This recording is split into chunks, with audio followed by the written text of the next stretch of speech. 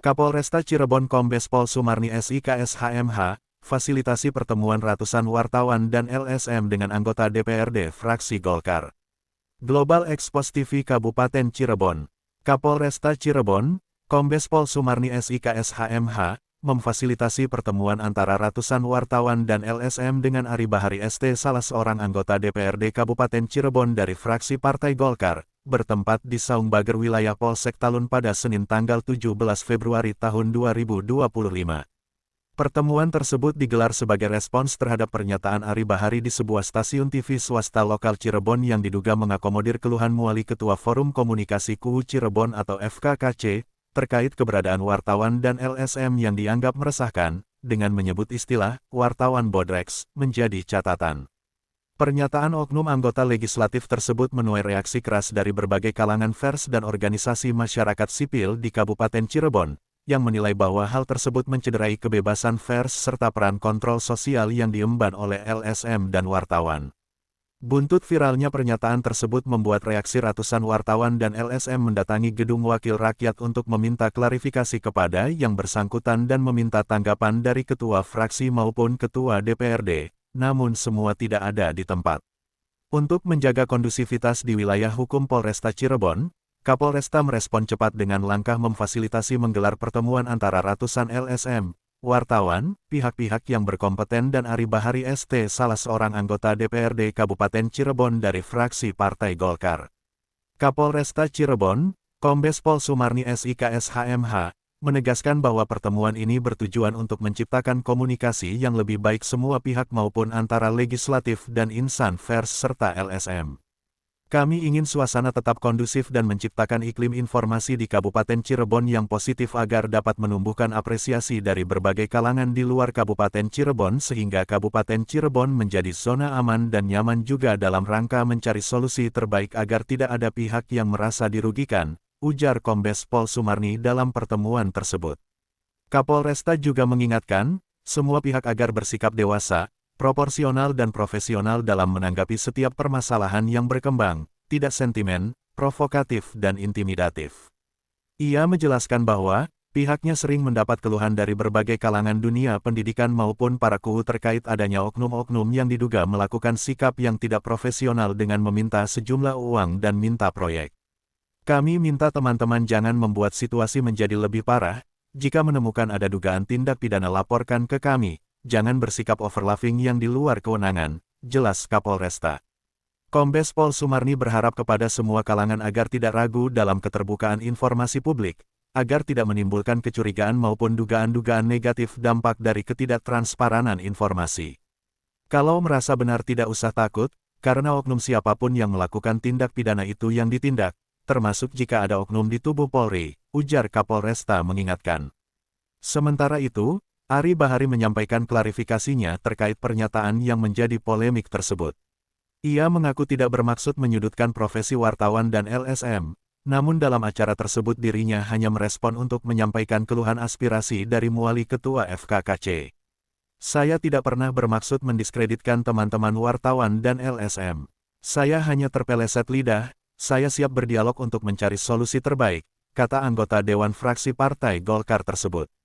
Sejumlah perwakilan wartawan dan LSM yang hadir dalam pertemuan itu menyatakan harapan agar tidak ada lagi stigma negatif terhadap profesi mereka.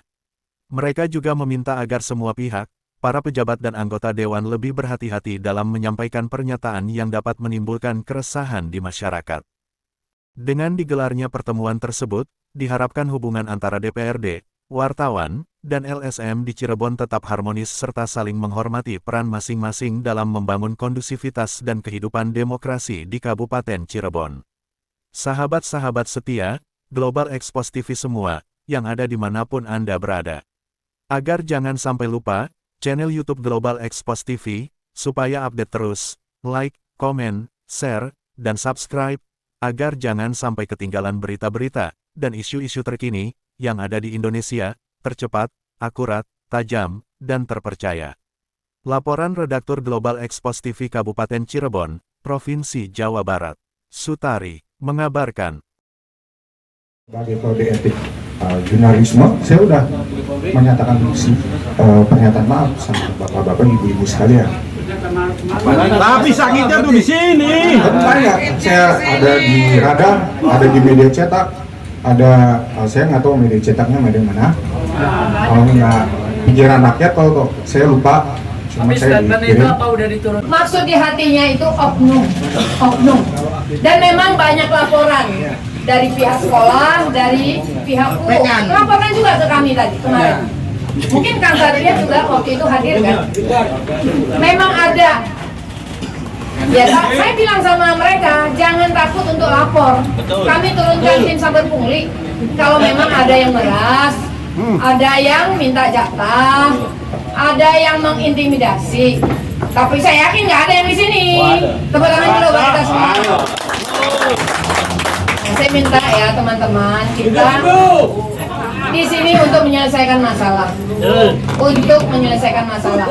Jangan memperpanjang, jangan lagi nyari definisi bodrek teh apa, oskadon teh apa. Kan ya tolonglah. Kita udah dewasa kan? Kenalan lah. Oke. Ya. Untuk membuat satu kesepakatan.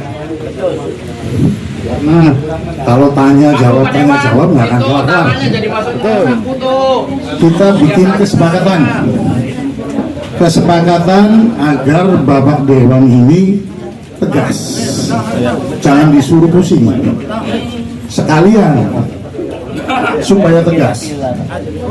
Kan wakil rakyat, Tenang gini. Pak, saya aktivis Pak.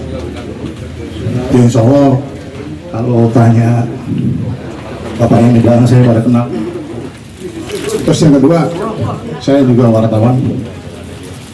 Ketiga juga saya aktivis anti narkoba. Saya juga banyak lah Bu. Sekalian kenalan sama Ibu. Biar kenal. Nah, cuman begini Pak.